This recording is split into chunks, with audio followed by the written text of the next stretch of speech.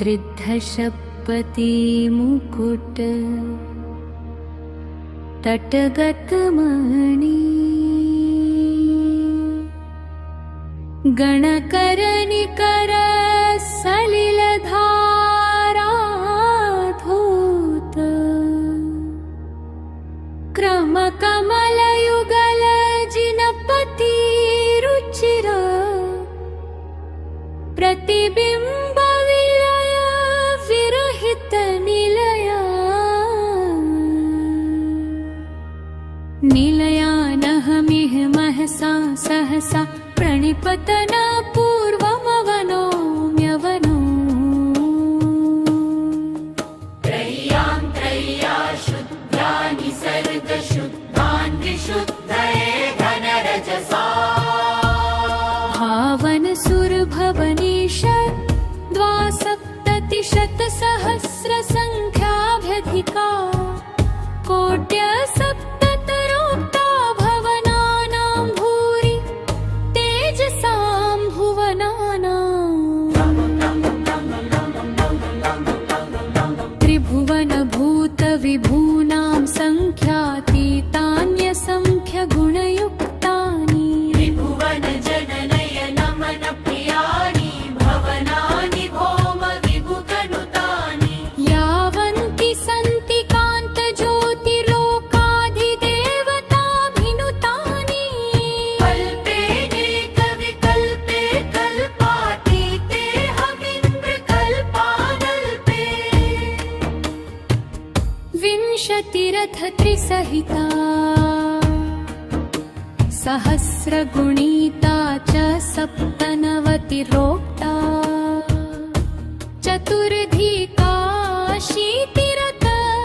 पञ्चकशून्येन विनिहतान्यनघानि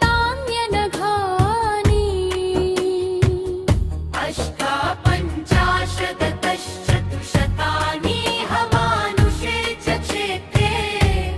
लोकालोकविभागप्रलोकनालोक संयुजान् जय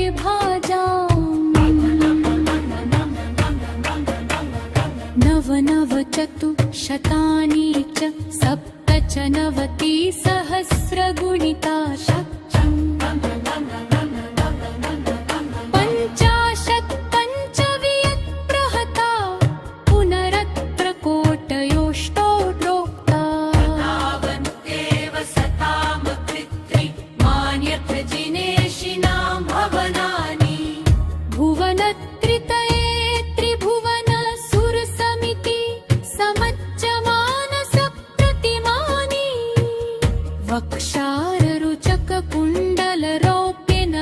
वक्षाररुचककुण्डलरौप्यनगोत्तरकुलेषु कारणदेषु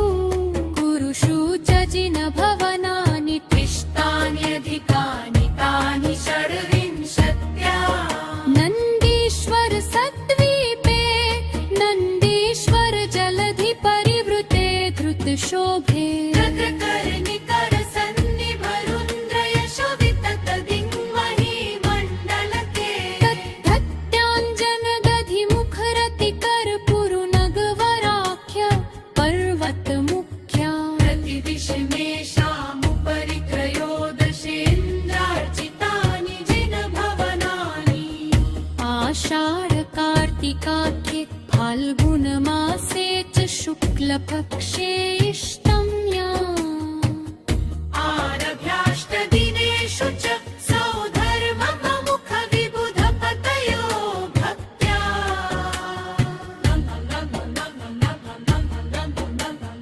तेषु महामहमुचितं प्रचुराक्षतगन्धपुष्पधूपैर्दीप्ते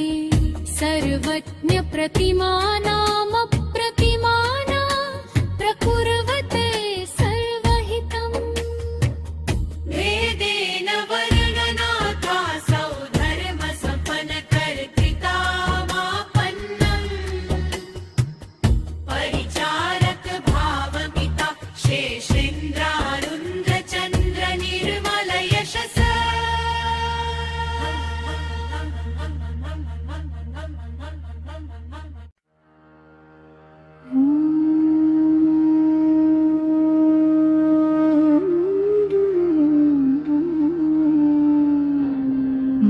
मङ्गलपात्राणि पुनस्तद्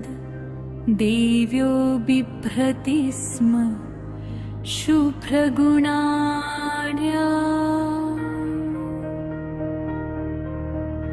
अप्सरसो नर्तक्या शेषसुरास्तत्र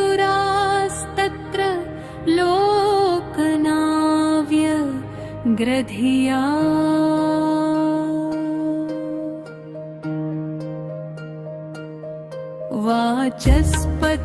वाचस्पतिवाचामपि गोचरता संव्यतीत्य यत्क्रममाणम्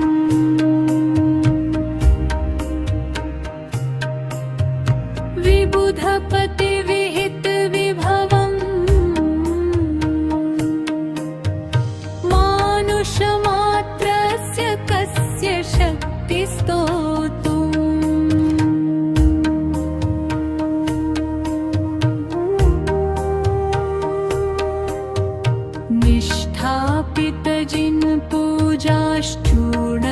पूजाश्चूर्णस्नपनेन दृष्टविकृतविशेषा सुरपतयो नन्दीश्वरजिनभवनानि प्रदक्षिणीकृत्य पुनः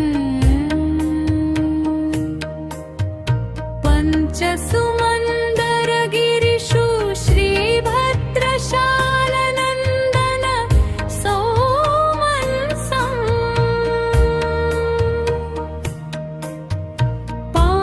पाण्डुकवनमिति तेषु प्रत्येकं जिनगृहाणि चत्वारेव तान्यथ परित्यक्तानि च नमसित्वा कृतसुपूजनास्तत्रापि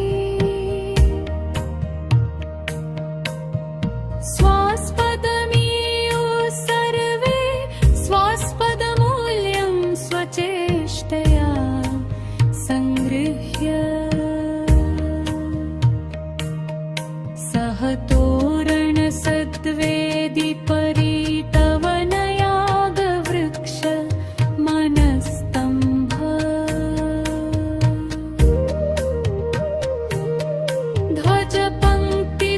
ध्वजपङ्क्तिदशकगोपुर चतुष्टयत्रितयशालमण्डपवर्हे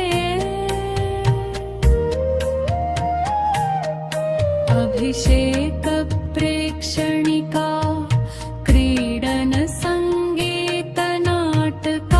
क्रीडनसङ्गीतनाटकालोकगृहे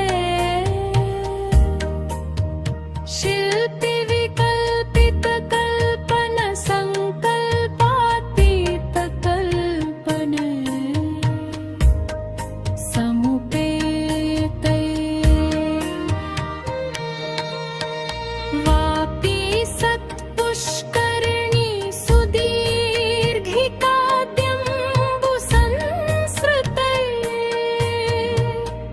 समुपेते समुपेते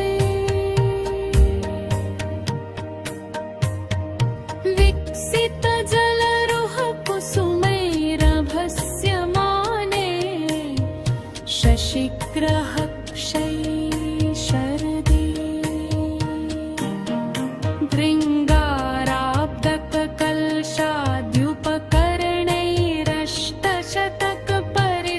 भृङ्गाराब्दककलशाद्युपकरणैरष्टशतकपरिसङ्ख्याने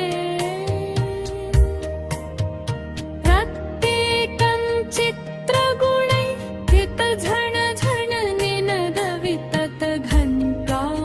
चित्रगुणैर्हितझणझणनिनदविततघण्टाजाले प्रविभाजन्ते नित्यं हिरण्मयानि वरेशिना भवनानि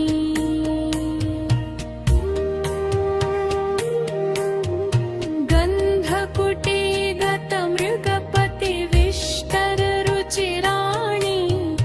विविधविभवयुतानि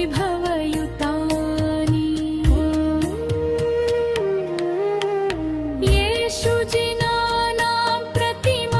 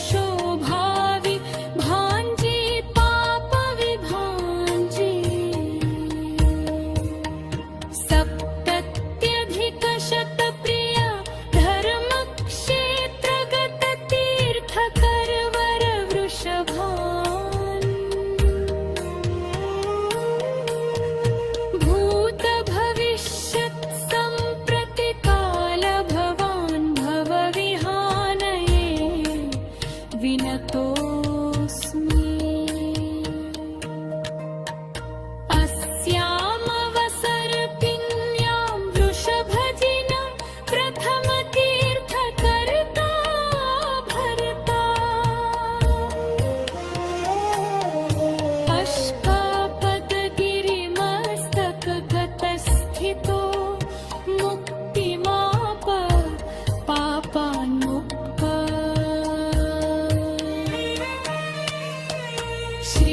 श्रीवासुपूज भगवान् शिवासुपूजा सुपूजितस्त्रिदशानाम्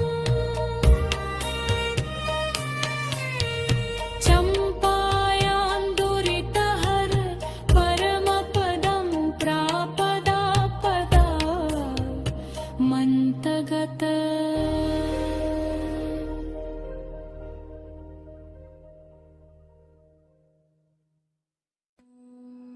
मुदित मतिबलमुरारी प्रपूजितो जितकषायरी पुरथ जात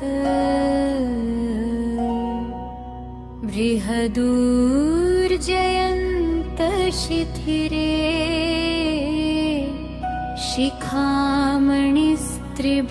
शिखामणिस्त्रिभुवनस्य ने मीर्भगवान् पावापुरवर सरसा मध्यगतसिद्धि वृद्धि तपसा महसा वीरो नीरदनादो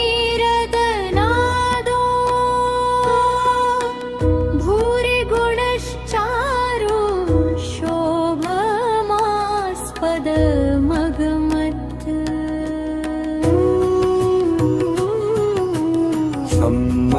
सम्मदकरीवनं परिवृतसंमेदगिरीन्द्रमस्तके विस्तीर्णे शेषाय तीर्थकरा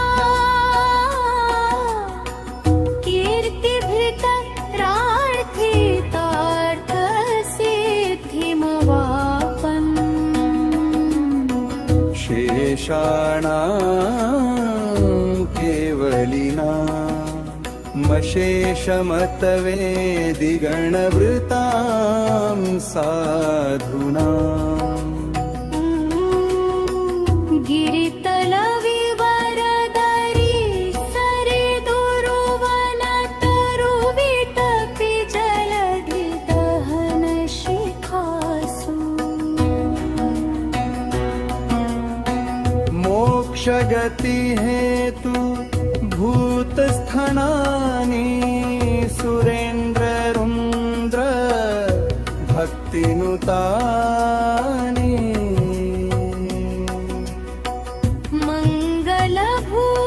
मङ्गलभूतानेता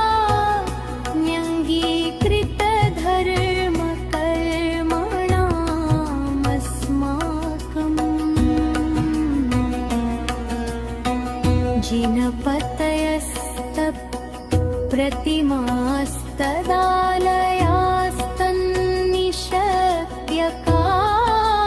जिनपतयस्तप्रतिमास्तदालयास्तन्निशप्यकास्थानानि ते ताश्च ते च तानि च भवन्तु भवघात हेतवो भव्यानाम् सन्ध्यासु तिसृषु नित्यं पठेद्यदि स्तोत्र नृतदित्पं यशसाम् सर्वज्ञानां सार्वं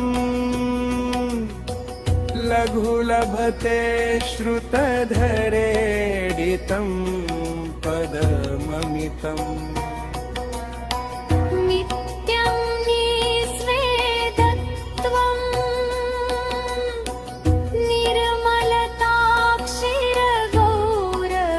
निर्मलताक्षिरगौररुधिरत्वं स्वाद्याकृति संहनने सौरूप्यं सौरभं सौलक्षम्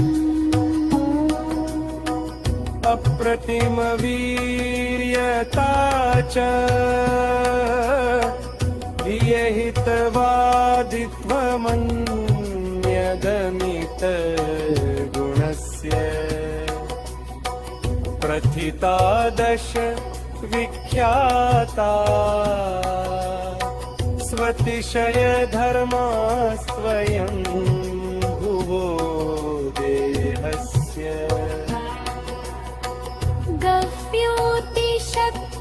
गव्योतिषच्चतुष्टय सुभिक्षते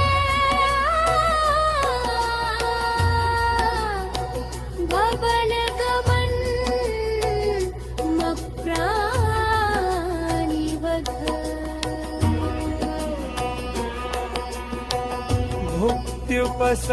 भुक्त्युपसर्गाभाव चतुरास्य त्वं च सर्वविद्येश्वरता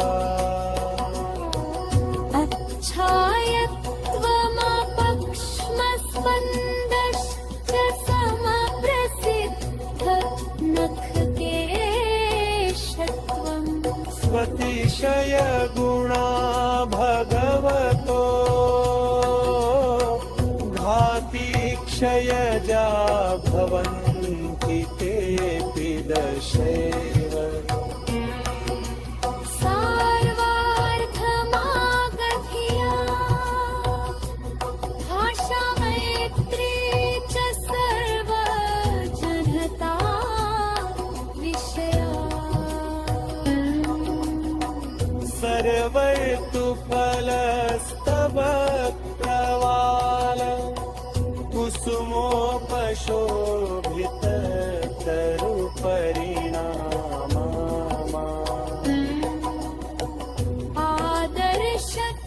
आदर्शतलप्रतिमा रत्नमयी जायते मही च मनोजा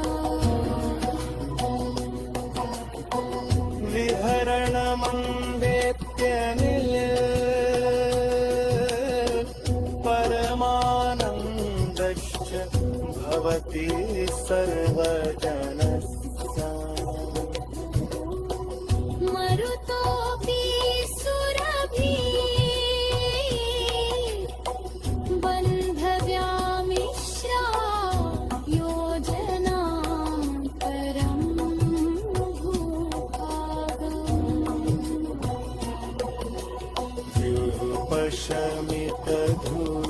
पशमितधूलिकन्तन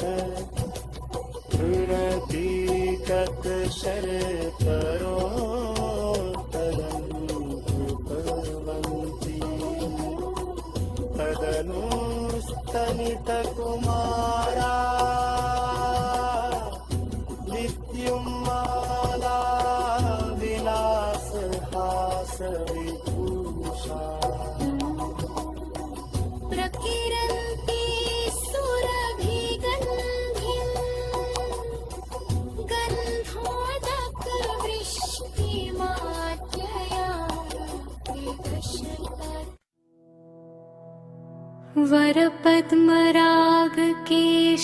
वरपद्मरागकेशरमतुलसुख स्पर्श हेमं मयदलनिचयम् पादन्यासे पद्मं सप्त पुरपृष्ठतश्च सप्त भवन्ति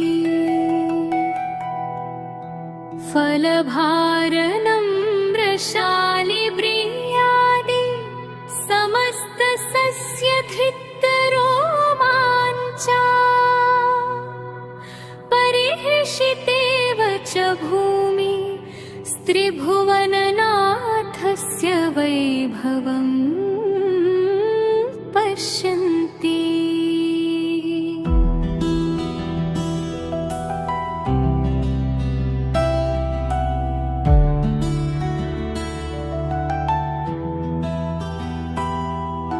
शरदुदय विमलसलिलं सरैव गगनं विराजते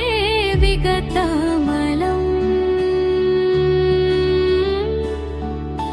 जहति च दिशिस्तिमिरिकां विगतरजा प्रभृति जीवता भावं सत्य एते क्वरितं ज्योतिव्यन्तरदिवौकशाममृतभुज कुलिश्मृदा ज्ञापनया कुर्वन्त्यन्ये समन्ततो व्याहानम् स्फुरदरसहस्ररुचिरं विमलमहारत्नकिरणनिकरपरीतम्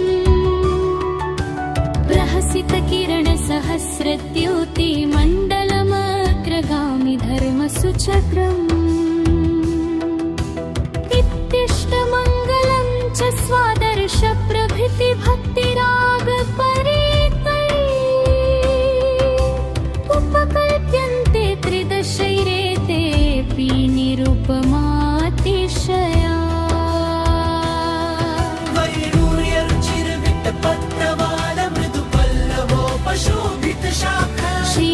श्रीमानशोकवृक्षो वरमरकतपत्रगहन बहलच्छाय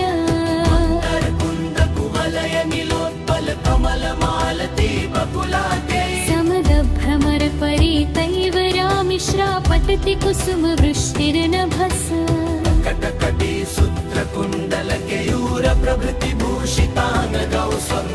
यक्षौ कमलदलाक्षौ परिनिक्षिपत सलीलचामरयुगल आकस्मिकमिव युगपद्दिवसकरसहस्रं पगदद्व्यवधानम् हामण्डलमविभावितरात्रिन्दिवभेदं तितरामा भाति प्रबलपवनाभिघातप्रक्षुभितसमुद्रघोषमन्द्रधानम् दन्धर्यते सुवीणावंशादिसुवाद्यदुन्दुभिस्तालसम् त्रिभुवनपतितालाञ्छनमिन्दुत्थिनतुलमुक्तजालम् छत्रत्रयं च सुबृहद्वैडूर्यवितृप्तदनिन्दमतिकमनोद्यम् जनमेकं प्रजायते श्रोतृहृदयहारिगम्भीर ससलिलजलधरपटल अनितमिव रविततान्तराशावलयम् स्फुरिताशुरत्नदीधितिपरिविच्छुरितामरेन्द्रचापच्छायम् प्रेपेमगेन्द्रवरे स्फटिकशिलाघटितसिंहविष्टरमतुलम् यस्येह चतुस्मित्रषट्प्रवरगुणाकान्तिहार्यलक्ष्यं तस्मै नमो भगवते त्रिभुवनपरमेश्वरारते गुणमहते इच्छामि भन्ते नन्दीसरभट्टिकाौ सद्गोपौ तस्सालोचेयौ नन्दीसरदीपं विचौदिसविदिसासु अञ्जनदधिमुहरति करपुरुनगवरे सुजाणि जिणचेयाणि तानि सव्वाणि दिसुविलोये सुभवनवासियवाणविन्तरजोयिसियं कप्पवासियत्ति चौविहा देवा सपरिवार दिव्यैः गन्धेहि दिव्यैः चुम्बन्हन्